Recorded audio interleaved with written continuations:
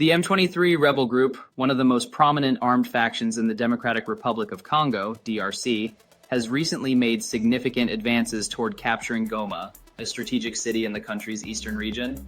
Goma, the capital of North Kivu province, is a vital economic and political hub, and its potential fall to M23 would mark a major escalation in the ongoing conflict in the DRC. The group's recent gains have raised alarm both domestically and internationally, as they threaten to destabilize an already fragile region and exacerbate the humanitarian crisis in Central Africa. Subscribe to this YouTube channel and turn on notifications to stay updated. You can also like this video and share your views. Background: the rise of M23. The M23 movement, formerly known as the March 23rd movement, first emerged in 2012 as a breakaway faction of the National Congress for the Defense of the People, CNDP, a former rebel group that had been integrated into the Congolese army. The group derives its name from a failed peace agreement signed on March 23, 2009, which it claims was never fully implemented by the Congolese government. M23 is primarily composed of ethnic Tutsis and has historically received support from neighboring Rwanda, although Kigali denies these allegations. M23's initial insurgency in 2012-2013 saw the group briefly capture Goma before being driven out by a combination of Congolese forces and United Nations peacekeepers. After a decade of relative dormancy, the group re-emerged in late 2021, launching a new offensive in North Kivu. Since then, M23 has steadily gained ground, exploiting the Congolese government's weak control over the eastern provinces and the region's complex web of armed groups. Recent advances toward Goma. In recent months, M23 has made significant territorial gains, inching closer to Goma. The group has seized several key towns and villages in North Kivu, including Bunagana, a strategic border town near Uganda, and Rutshuru, a major trading hub. These victories have allowed M23 to consolidate its control over supply routes and establish a strong foothold in the region.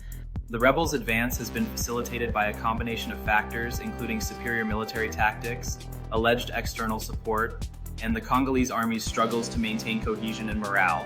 M23 has also capitalized on local grievances, presenting itself as a defender of the Tutsi minority and exploiting widespread dissatisfaction with the Congolese government's inability to provide security and basic services. As of October 2023, M23 forces are reportedly within 20 kilometers of Goma, raising fears that the city could soon fall under their control. The group has already cut off major supply routes to Goma, creating shortages of food, fuel, and other essential goods. The situation has prompted mass displacement, with tens of thousands of civilians fleeing toward Goma and across the border into Rwanda. Implications of M23's gains. The potential capture of Goma by M23 would have far-reaching consequences for the DRC and the wider region. Goma is not only a major economic center, but also a symbol of Congolese sovereignty. Its fall would deal a significant blow to the government of President Felix Tshisekedi and could embolden other armed groups operating in the region. Moreover, the humanitarian impact of M23's advances has been devastating. The conflict has displaced over 500,000 people in North Kivu, adding to the millions already displaced by decades of violence in eastern DRC. The region is also grappling with a severe cholera outbreak exacerbated by the lack of access to clean water and medical care. Internationally, M23's resurgence has reignited tensions between the DRC and Rwanda. The Congolese government has repeatedly accused Rwanda of supporting M23, a claim supported by UN experts and human rights organizations. Kigali, however, denies these allegations and has called for dialogue to resolve the crisis. The situation has strained relations between the two countries and threatened to destabilize the broader Great Lakes region. Regional and international response.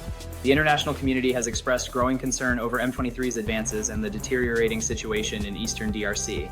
The United Nations Organization Stabilization Mission in the Democratic Republic of the Congo, MONUSCO, has increased its presence in North Kivu, deploying additional peacekeepers to protect civilians and support the Congolese army.